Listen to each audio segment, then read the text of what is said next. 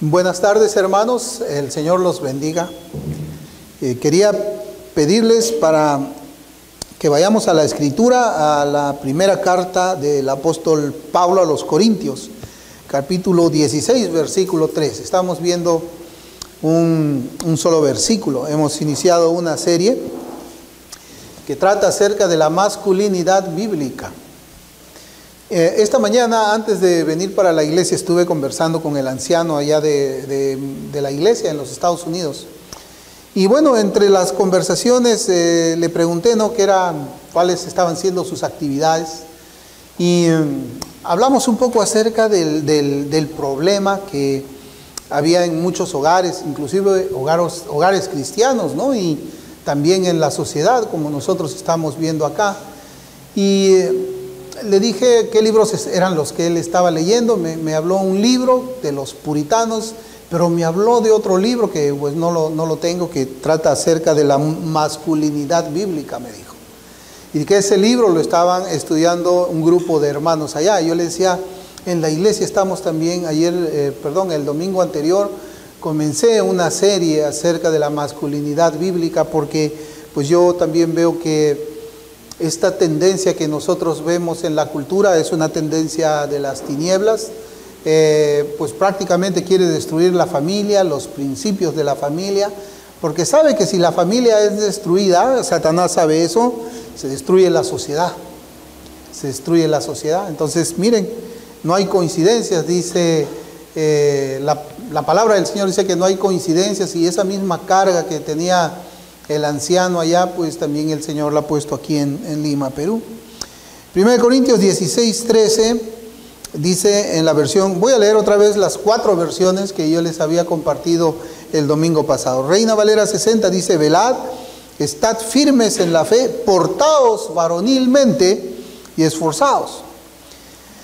La versión de la English Standard Version, que yo la he traducido al español, que viene a ser la Biblia de las Américas, pero no es exactamente el texto que está allí, dice, estén atentos, manténganse firmes en la fe, actúen como hombres, sean fuertes.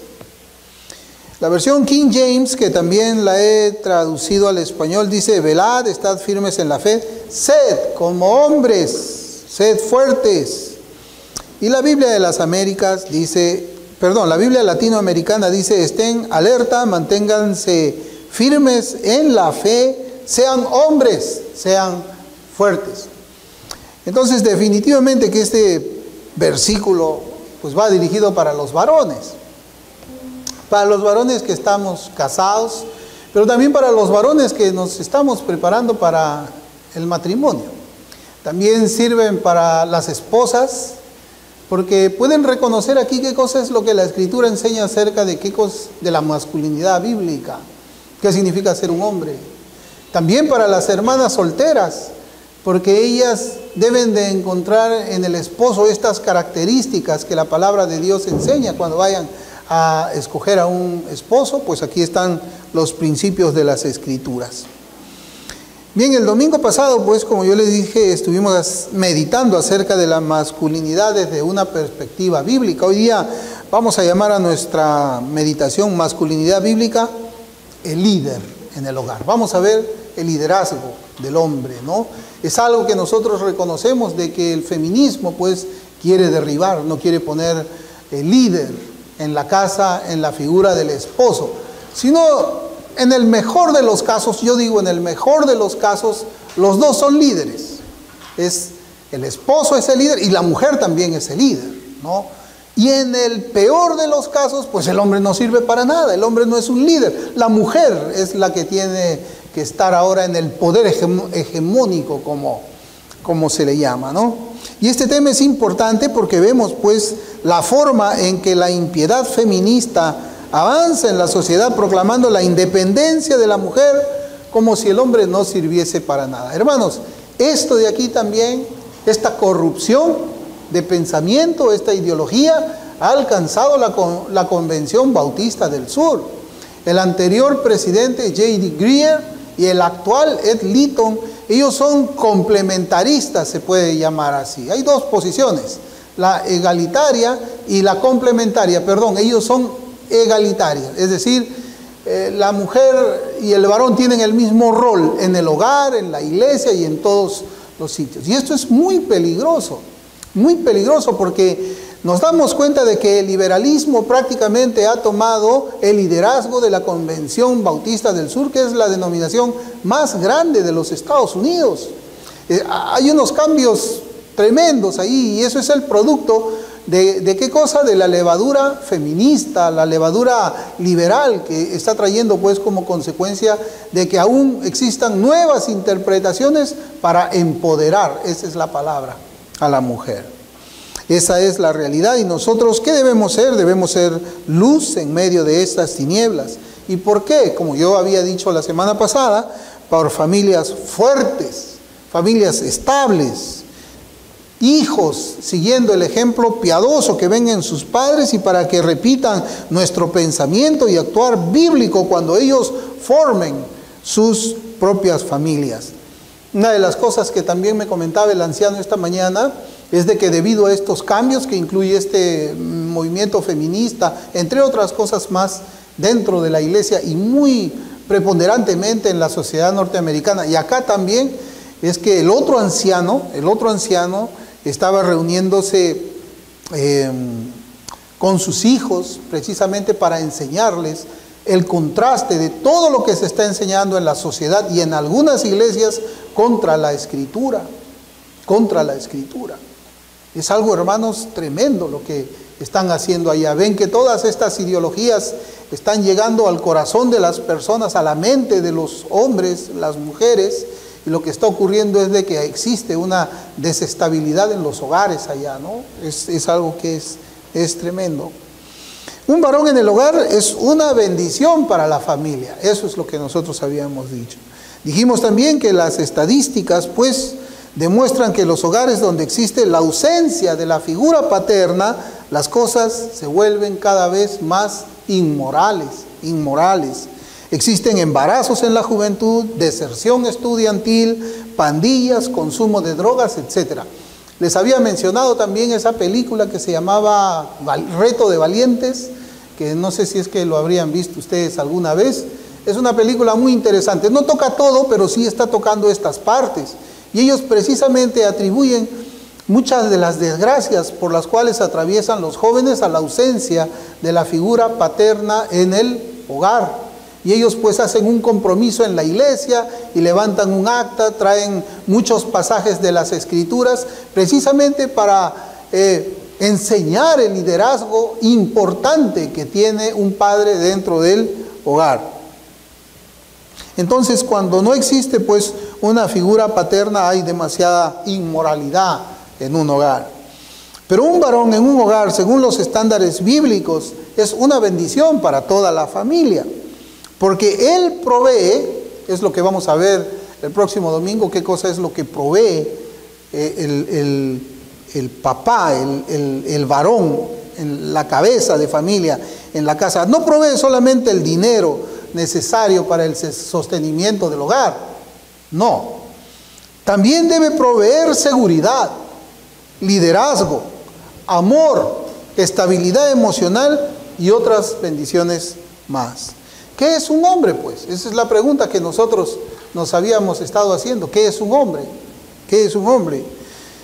Bueno, dimos una definición a través de enunciados, pero en esta oportunidad, en aquella oportunidad yo fui un poco más específico y dijimos de que un varón que es la cabeza del hogar es alguien que lucha cada día para parecerse a Jesucristo. Para parecerse a Jesucristo, tomar su ejemplo como el pastor de una grey para aplicarlo en su hogar a su esposa y a sus hijos.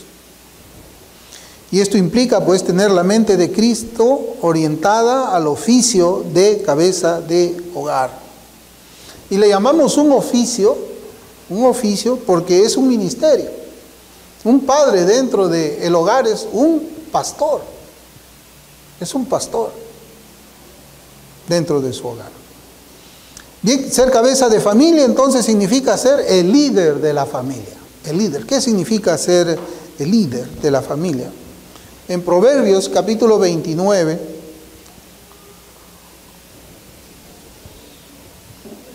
versículo 2 dice: cuando los justos dominan, el pueblo se alegra, mas cuando domina el impío, el pueblo gime. Bueno, ¿y qué tiene que ver este versículo con el liderazgo del padre en la casa? Bueno, si aplicamos la interpretación de este versículo de Proverbios a la familia, entenderemos que una familia con un padre que persigue la justicia de Dios, un padre que teme a Dios, alegrará a su familia. Y de lo contrario, su familia gemirá. Porque este proverbio nos dice cuando los justos gobiernan.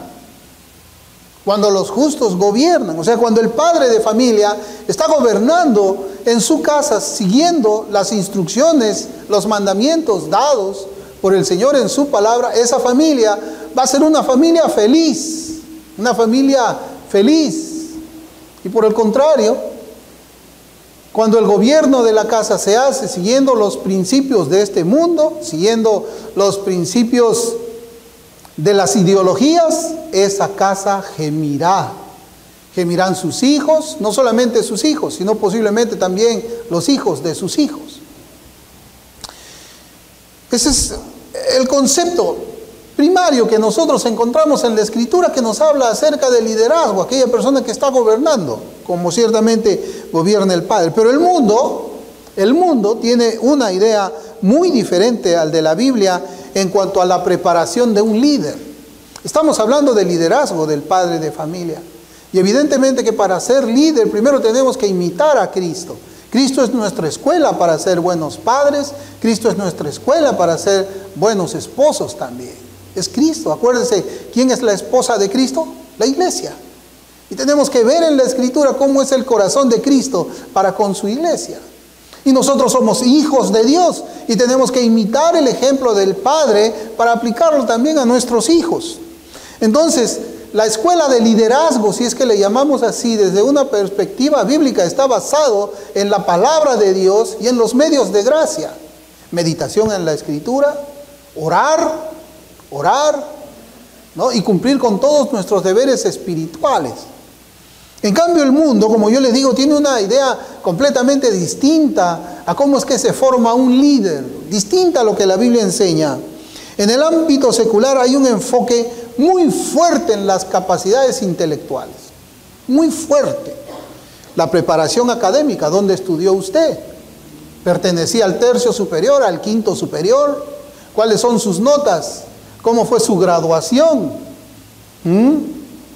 Para que usted pueda ser líder. Además, ¿ha seguido usted alguna maestría? Porque si queremos tenerlo como líder, como la cabeza, como aquel que va a dirigir, entonces necesitamos que usted tenga maestrías, que usted tenga doctorado si fuera posible, y ahí usted se va a ir perfilando a ser el líder que el mundo puede admirar. Distinto, ¿verdad? Pero ese es el liderazgo allá. Ahora, ¿qué sirve ese liderazgo? Posiblemente sirva en una empresa, yo no lo dudo. Yo he trabajado también en empresas. Y la capacitación es importante, sí, pero todo redundado a lo académico. Y cuando llegas a tu casa, con tus diplomas, con tus maestrías y todo eso en tu mente, ¿de qué te ayuda a ti para liderar tu hogar? Posiblemente en algo. Pero la única manera en que tú puedes ser un líder en tu casa es llenando tu corazón de la Biblia y aplicarlo a tus hijos. Para Dios la preparación de un líder es diferente. Se enfoca en el carácter, no en la mente. En el carácter del varón. Por eso es que nosotros vemos en Tito capítulo 2 versículo 6. Tito capítulo 2 versículo 6. Dice la palabra del Señor. Exhorta asimismo a los jóvenes. Exhorta a los jóvenes a que sean prudentes. Esa es la exhortación, a ser prudente. ¿Qué significa ser prudente? Muchas veces las palabras que nosotros encontramos en las Escrituras no necesariamente son las mismas que utilizamos en nuestro lenguaje común. Podemos tener una idea de qué cosa es ser prudente, pero el sentido en que la Escritura lo enseña es distinto. Y acá vemos que la palabra del Señor le dice a los varones jóvenes, sean prudentes. Bueno, ser prudente, ¿no? Albert Barnes lo explica de esta manera y voy a comenzar la cita. Yo quisiera que prestemos atención. Comienzo la cita. La idea es que se les debe suplicar que sean prudentes, discretos, serios en su comportamiento. ¿Para qué? Para dominar sus pasiones y apetitos, controlar las propensiones a las que están sujetos los jóvenes, y que debería haber tal autogobierno bajo la influencia de la religión que se evite el exceso en todo. Significa una mente bien gobernada, superior a la complacencia de aquellas pasiones a las que son propensos los jóvenes. Expresará aquí el significado de la palabra. Deben ser constantes en su comportamiento, superiores a las tentaciones sensuales y constantes en el ejercicio de todos los aspectos del autogobierno. Esto no está en el diccionario de la Real Academia de la Lengua Española. Prudente se lo van a definir con 5 palabras más. Pero ser prudente, el esposo debe ser prudente en todo esto. Tiene que ver con el carácter, tiene que ver con la templanza, tiene que ver con el autogobierno. ¿Para qué? Para una fortaleza espiritual que le permita controlarse él mismo, dominarse él mismo y superar las tentaciones que cada cual tiene cada día. Esa es la definición de un líder que el Señor tiene para nosotros, los que somos padres. Y sería bueno de que también los solteros vayan preparándose, porque esta instrucción que se da en Tito es para hombres jóvenes también, solteros. Proverbios también, capítulo 25, versículo 28.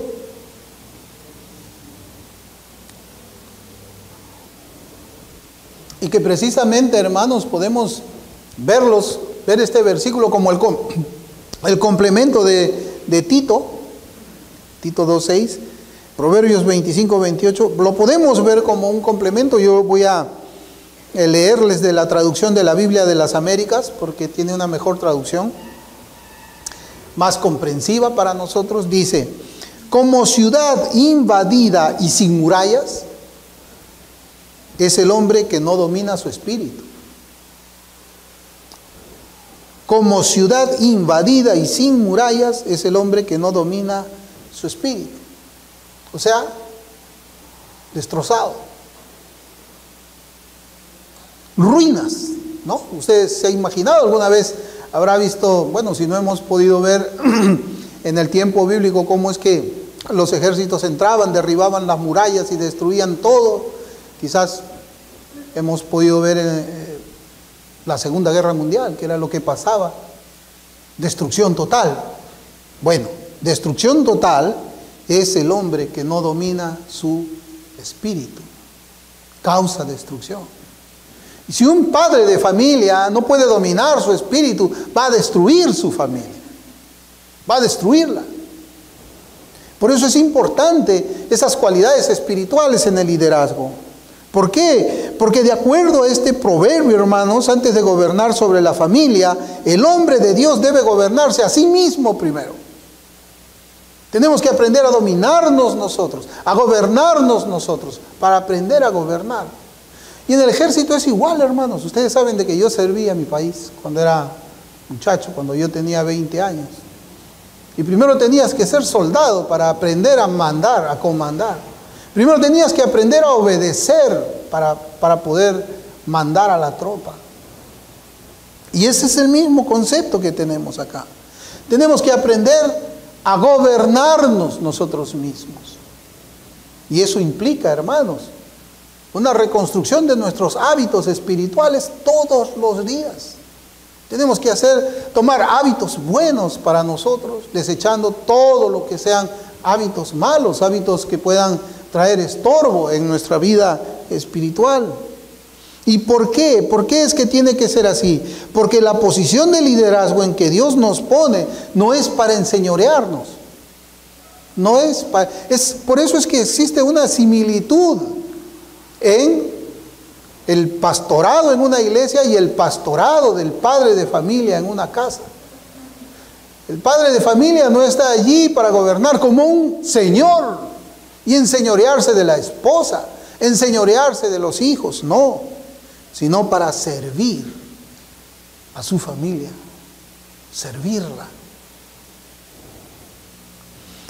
Como creyentes no debemos confiar nuestras decisiones sobre nuestros propios corazones.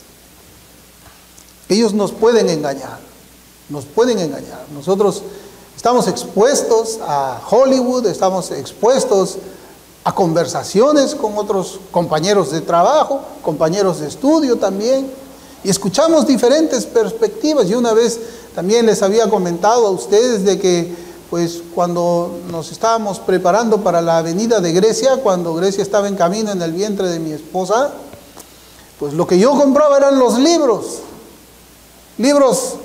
cómo criar a un hijo. No me acuerdo los títulos ahora, ya se me fue de la mente, pero yo los leía y les comenté que a raíz de esos libros yo seguí el consejo de no disciplinar a mi hija. Ese libro decía: a tu hijo nunca debe decirle que no, porque lo conviertes en una persona negativa. Entonces yo decía: nunca le voy a decir que no. A tu hijo nunca debes disciplinarlo con vara, porque eso le puede causar violencia. Ah, no, yo no la voy a disciplinar con vara. ¿Pero saben ustedes quién era la única que le decía: no hagas eso, no agarres eso, no vayas allá? ¿Sabe quién era mi esposa? ¿Y saben quién era la única que disciplinaba cuando tenía que usarse el cinturón? Mi esposa. Yo me metía al dormitorio. Ese era yo, y salía después cuando la escuchaba llorando, a abrazarla y consolarla. ¿Por qué le tuvieron que hacer tanto daño a la niña? Porque estaba influenciado yo de esas cosas. Yo no estaba preparándome para ser un líder en mi casa. Yo iba a destruir a mi familia si es que yo iba a seguir esos consejos. Inteligencia emocional se llamaba uno de esos libros. Tenía una pasta color rosa.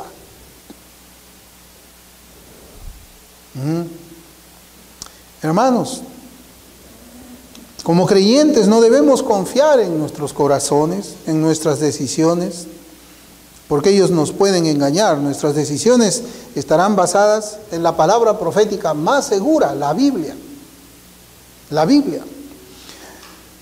Nuestra masculinidad depende de Dios, no de nuestras fuerzas, no de nuestros intelectos, tampoco dependen de las ideologías que corren por las instituciones en nuestros días. Nuestra confianza debe estar puesta en Dios, solamente en Dios. Y con esto les quiero decir de que debemos, como líderes, temer a Dios y no temer a los hombres. A muchos no les gustará el estilo de crianza que nosotros le demos a nuestros hijos, pero por eso no vamos a cambiar y vamos a volvernos a ellos. Vamos a seguir nosotros siguiendo los principios de las Escrituras. En la Biblia, hermanos, podemos hallar muchos ejemplos de liderazgo. Yo estaba buscando uno y le decía al Señor: Señor, ¿algún ejemplo de liderazgo? Y en realidad hay muchos ejemplos de liderazgo. El Señor Jesús es también un ejemplo de líder. Hay muchos ejemplos de liderazgo con principios para nuestro tema sobre la masculinidad bíblica, el líder en el hogar. Pero, hermanos, encontré un pasaje en el libro del Éxodo, el Éxodo 18, si lo va buscando. Y en ese pasaje se nos habla acerca de las características que debe tener un líder. El contexto es la visita de Jetro a Moisés. Yo creo que ya más o menos vamos nosotros haciendo esa exposición en nuestra cabeza, cómo es que Jetro encuentra que Moisés estaba juzgando al pueblo, estaba actuando como el líder, juez del pueblo. Y está en Éxodo capítulo 18, yo quisiera que veamos el versículo 21. Y dice la Escritura: además escoge tú de entre todo el pueblo varones de virtud, temerosos de Dios, varones de verdad que aborrezcan la avaricia, y ponlos sobre el pueblo por jefes de millares, de centenas, de 50 y de 10. Yo me decía, ¿no serán estas mismas características las que necesita un padre de familia para poder cumplir el deber que Dios nos da?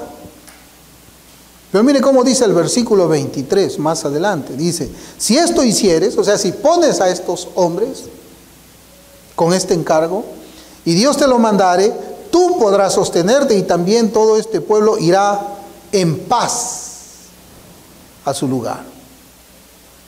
Bueno, allí tenemos pues las características de liderazgo que se requiere de un varón para gobernar sobre el pueblo, para nuestro caso, nuestras familias. Yo sé que posiblemente han escuchado o leído otros sermones, otros estudios, pero yo espero que estas características, actitudes, también puedan ayudarles a ustedes a poder aumentar más el conocimiento en esta parte de la masculinidad bíblica, el líder en el hogar, el esposo. Yo también quiero compartir cada una de estas virtudes, citando un poco o muy poquito lo que son las definiciones de las palabras hebreas que se pueden extraer de algún diccionario bíblico y que han sido comentadas también por pastores en el pasado. Dice allí que hay que escoger varones de virtud. ¿Qué significa ser un varón de virtud? El diccionario Vine traduce la palabra virtud de la siguiente manera. Significa fuerza, potencia, potencialidad, poder, riqueza, propiedad, capacidad, valentía, ejército, tropas, influencia, séquito. Yo creo que con estas características, si nos quedamos ahí, vamos a decir, ¿y qué será lo que significa todo esto? Pues hermanos, ahí hay un significado que cuando lo juntamos con hombres de virtud, nos ayudan a entender un poco más qué cosa es lo que Dios quiere que sea un padre de familia. Por ejemplo, John Gill. El pastor John Gill comenta sobre lo que significa ser un varón de virtud. Y la aplicación, mira, ahora vamos a hablar de la aplicación de esa palabra hebrea, va más allá de un diccionario, del significado de un diccionario. Habla del carácter. El carácter. Un varón de virtud es un carácter que tiene que tener la persona que será escogida para el liderazgo. Y John Gill dice que si bien habla de fortaleza física, o sea, ya para comenzar hablando de lo que es la apariencia física, la fortaleza física del varón, el punto principal es aplicar esa fuerza al carácter del varón. Puede ser de que alguien tenga mucha fortaleza física, muchos músculos, pero su carácter es débil. No, tiene que ser un hombre de carácter. Esa fuerza que los hombres tenemos, esas fuerzas musculares, esa potencia muscular, debe ser trasladada de lo físico a lo espiritual. Es como que dijera hombres de corazón, de corazones fuertes, valientes, que no tengan miedo a hacer justicia. Porque cuando usted tiene un corazón fuerte, no tiene miedo a hacer justicia. No se va a encerrar en su habitación mientras la esposa está disciplinando al hijo, como yo lo hacía. No va a tener miedo de reprimir el vicio y defender todo aquello que es virtuoso. Va a aprender a decir, no hagas esto, esto es malo delante del Señor, esto es inmoral, esto no debe de hacerse. Y más bien va a comenzar a decir, debes hacer esto y debes hacer esto. Hermanos, hablar de esa manera en este tiempo es bien escaso. Porque te van a ver como un intolerante, se van a burlar de ti, te van a decir, tú no eres tienes que ser de mente abierta. Sí, pero a veces abren tanto la mente que se les cae el cerebro y dejan de pensar. Un hombre de virtud es un hombre que no necesita ser adulón, adular a nadie para conseguir algo. Y menos jugar a ser un hipócrita. Menos tener dos caras, como se dice. Hermanos, se necesita hombres con esas características. Más ahora en que vivimos bajo esa norma que se llama ser políticamente correctos, es decir, guardarnos. Ser políticamente correcto es un ataque a la libertad de expresión. Se habla ahí del discurso de odio. O sea, si alguien dice, por ejemplo, bueno, el feminismo es algo bueno. Bueno, yo no estoy de acuerdo con el feminismo, misógino. Al toque, rapidito, ya te ponen tu etiqueta, es tu patología. Si tú no estás de acuerdo con el feminismo, tienes una enfermedad mental. Pero el hombre virtuoso no solamente se opone a esos movimientos, sino que explica por qué con las bases más sólidas que puede haber, que están en las Escrituras. Eso es ser políticamente correcto. No hablar las cosas por miedo ¿a qué? A ser cancelados culturalmente. Y esta característica en la persona del líder de la familia deben ser enseñadas a los hijos e hijas en el hogar, para que ellos más tarde sean hombres virtuosos. Y para que las hijas busquen la característica en aquel que le está pretendiendo que sea un hombre virtuoso. Un hombre virtuoso. Otra característica que hemos leído ahí en Éxodo, dice temerosos de Dios. Temerosos de Dios. Y yo quiero hacer un poco, hermanos, hablando de otra virtud también que se llama la humildad. Dentro de este, podemos llamar este ingrediente, humildad. El líder del hogar debe ser una persona caracterizada por la humildad. ¿Qué tiene que ver? Pues la humildad con el temor de Dios. Bueno, que no tenga más alto concepto de sí mismo que el que debe tener. Que sepa que Él es lo que es por la gracia de Dios. Y que se pone bajo la autoridad de Dios en todas las circunstancias de su vida, porque le teme. ¿Cómo sería nuestra nación y todas las naciones si las autoridades temieran a Dios? ¿Usted se ha puesto a pensar en eso? ¿Cómo serían, hermanos, todas las familias si estuviesen en la cabeza hombres temerosos de Dios? No estuviésemos viviendo la crisis moral en la que estamos aquí en Occidente, en Europa. No estuviésemos viviendo así. ¿Por qué? Porque donde no hay temor de Dios, no hay justicia. No hay justicia cuando alguna persona debe ser juzgada, y en este caso, nuestros hijos.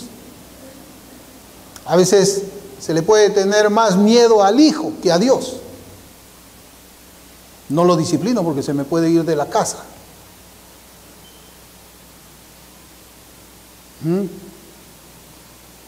No le ordeno esto porque se puede enojar.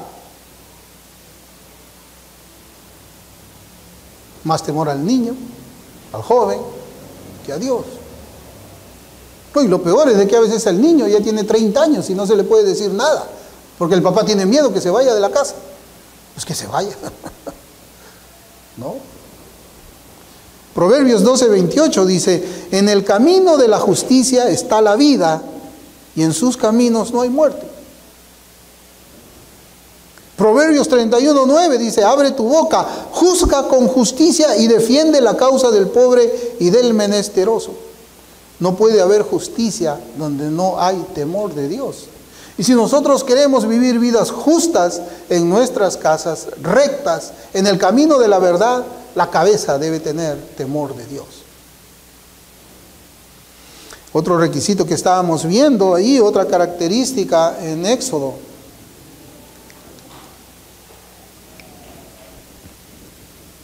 Dice varones de verdad. No es que haya varones de mentira, ¿no? Acá está hablando varones de verdad. ¿Y qué es lo que nos quiere decir aquí? Que Dios aborrece la mentira. Dios aborrece la mentira. Y tristemente en nuestros días podemos escuchar de pastores y hermanos que no hablan la verdad cuando deben hacerlo. Callan. Son silenciosos. Yo le hablo de la iglesia primero. ¿Me conviene decir esto? Esto dice acá, pero ¿me conviene decirlo? ¿Qué gano? ¿Qué pierdo? ¿Me conviene predicar esto a la iglesia? No, de repente no me conviene predicar. Es la verdad. Pero mejor no lo predico porque se pueden ir, se pueden ofender. Igual es en la casa si es que somos pastores de nuestras familias. Esto está mal, no se debe de ver esto en la televisión. Lo digo. ¿Cómo me va a ver mi esposa? ¿Cómo me van a ver mis hijos? No, es cómo nos va a ver Dios. Y tenemos que hablar la verdad del pecado y la verdad de todo. Un líder que no hable verdad es el líder de la mentira. Un líder que no hable la verdad es el líder de la mentira. Y si es pastor de una iglesia, pronto su congregación lo seguirá por ese mismo camino. Porque como dice Oseas, así como es el sacerdote, es el pueblo. El pastor mentiroso, ténganlo por seguro que tiene una congregación llena de mentirosos también. Y lo mismo será en un hogar. Cuando el papá no sea un hombre que hable verdad, no vamos a esperar que los hijos hablen verdad. A veces cuando llaman por teléfono o tocan la puerta, dile que no estoy, le dicen, ¿no? Y lo mandan al hijo a decir la mentira. El padre miente y le está enseñando al hijo a mentir. Yo, hermanos, yo recuerdo mucho, ¿no? A veces yo les hablo de cómo es que yo había aprendido un poco a ser hombre a raíz de muchas cosas que me enseñaba mi mamá, pero son cosas que a mí me ayudaron ciertamente cuando yo estaba en el mundo, ¿no? Ella me decía, cuando te toque, pues, ella me decía, tómate tu café, me decía. Cuando te toca tomarte tu café, tómate tu café, ¿no? O sea, cuando te toca que te den, que te dé. Pero evita mentir. Si tú dices algo que está mal, dilo, no, lo hice mal, ya, perdóname, no sé, fui un tonto. Pero no mientas, no lo ocultas, no lo ocultes. Cuando te toque tomar de tu café, tómate pues tu café. La Biblia no, la Biblia dice que hay que ser varones de verdad. Hablad verdad entre vosotros, dice la Escritura. Y cuando se habla de varones de verdad, esta cualidad de liderazgo nos habla de hombres íntegros. Íntegros. Integridad es una palabra que ya no la escuchamos mucho. Integridad significa ser de una sola pieza. Ser una sola pieza. Hombres de integridad en quienes no haya sospechas de mentiras o medias verdades o que callan la verdad por un cálculo personal. Hermanos, cuando la verdad no es hallada en el líder, sus palabras nunca serán aceptadas por quienes se encuentran bajo su cabeza. Ser un hombre de verdad implica las virtudes conocidas como ¿qué? Fidelidad también. La fidelidad tiene que ir atado a la verdad. La verdad nunca lo llevará a traicionar ni a su casa ni a ninguna persona fuera de ella. Ser un hombre de verdad es ser una persona en quien se puede confiar sin ningún temor. Su palabra y sus acciones son rectas.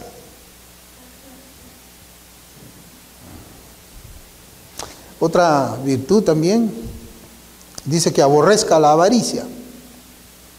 Ahora, si bien nuestro versículo nos habla de un sistema judicial implantado en los tiempos del Antiguo Testamento, los mismos principios rigen para el liderazgo del padre de familia en el hogar. Y lo primero que reconocemos es que el soborno es un pecado, eso es lo que está diciendo aquí, que no debería ser cometido por una autoridad judicial. Deuteronomio 16:19 dice, no tuerzas el derecho, no hagas acepción de personas ni tomes soborno, porque el soborno ciega los ojos de los sabios y pervierte las palabras de los justos. ¿Y qué es lo que nos enseña? De que estas actitudes destruyen la justicia. En el ámbito secular se toman sobornos por amor al dinero y las ganancias deshonestas. Hermanos, la justicia es destruida cuando prima el cálculo de la ventaja personal al momento de juzgar un asunto. Claro. Pues yo quiero que mi hijo, no sé, lave el auto. Entonces le voy a pasar por alto todos sus pecaditos porque no sea que se enoje conmigo y me lo lave mal. soborno. Es una forma de avaricia. Es callar la verdad para obtener algo mejor. Es una especie de soborno eso.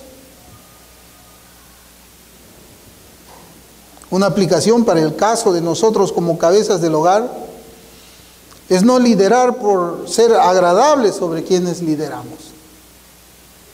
Liderar, hermanos, una cosa es el amor y otra cosa es voy a hacer que mi liderazgo me ponga en una posición en que le voy a caer bien a mi esposa, le voy a caer bien a mis hijos. No.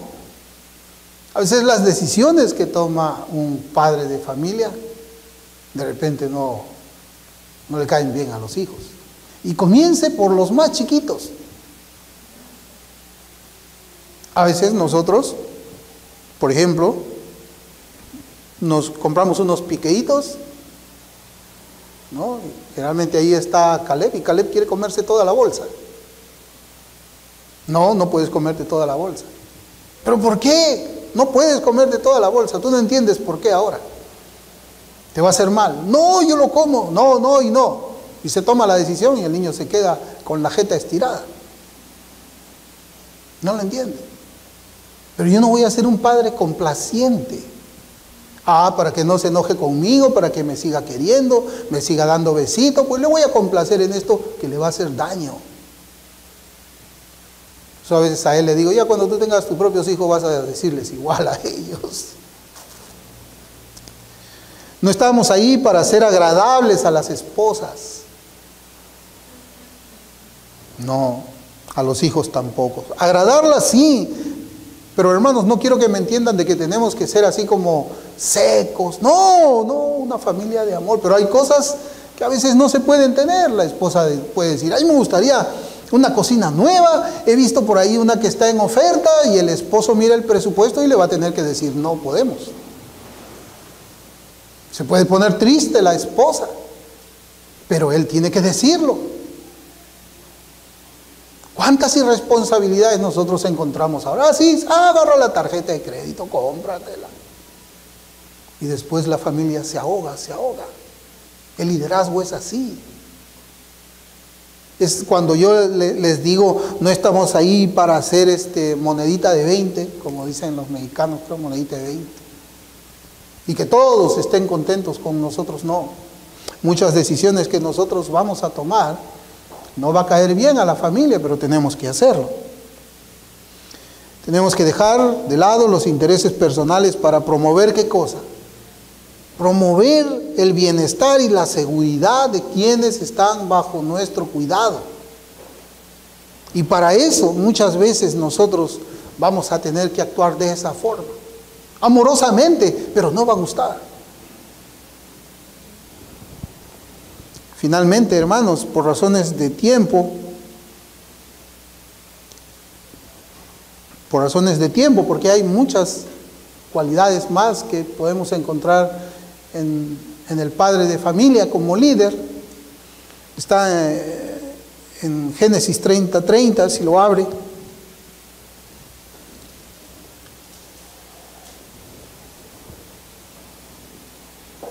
Es también un resumen acá de lo que debe ser un líder en el hogar, y desde una perspectiva bastante interesante. Génesis 30:30, este es un diálogo entre Labán y Jacob. Dice, porque poco tenías antes de mi venida, le dice Jacob a Labán, y has crecido en gran número, y Jehová te ha bendecido con mi llegada. Y ahora, ¿cuándo trabajaré también por mi propia casa? Jacob ya tenía su familia, ya tenía su casa, estaba trabajando para Jetro. Ahora yo no estoy diciendo que está mal, para Labán. Yo no estoy diciendo que está mal que un esposo trabaje con su suegro, eso no es el punto aquí es otro. Claro que sí, y si son cristianos mejor todavía, ¿verdad? Pero él le dice esto, y la pregunta al final es lo más interesante, ¿cuándo trabajaré también por mi propia casa? Y es que Jacob se había esforzado, sus fuerzas de hombre las había utilizado para traer ganancia para su suegro.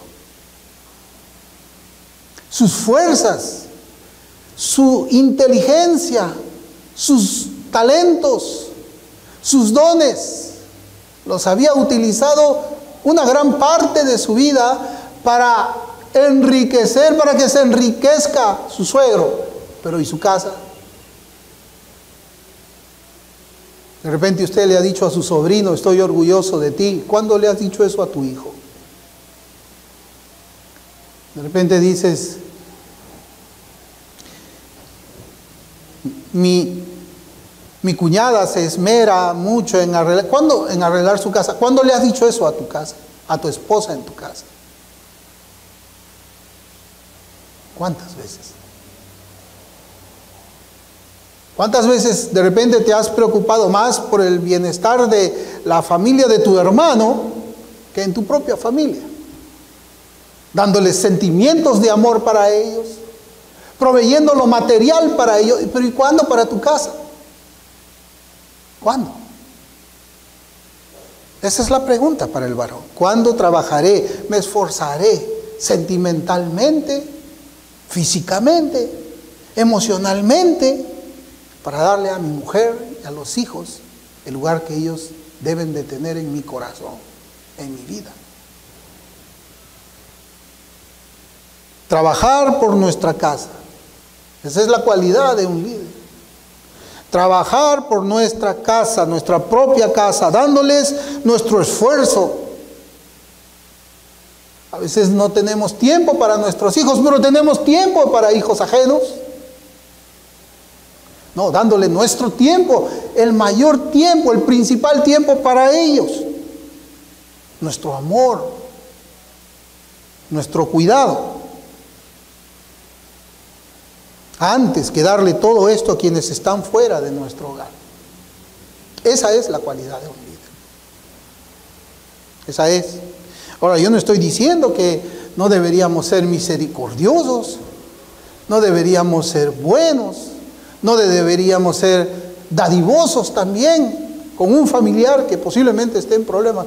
Pero el principal afecto, el todo de mi corazón, primeramente va a estar en Dios, pero después va a estar ¿en dónde? En mi casa. Mi esfuerzo va a ser primeramente para el Señor y luego mi principal esfuerzo va a estar en mi casa. Y de allí, después, junto con mi esposa y con mis hijos, ayudaremos también cuando haya que ayudar. Eso mismo fue lo que le dijo Jacob a su suegro Labán. Eso es lo mismo que Dios demanda de nosotros, hermanos, como líderes de nuestras casas. Y oremos al Señor para que Él nos ayude a ser hombres de nuestros hogares. Vamos a orar.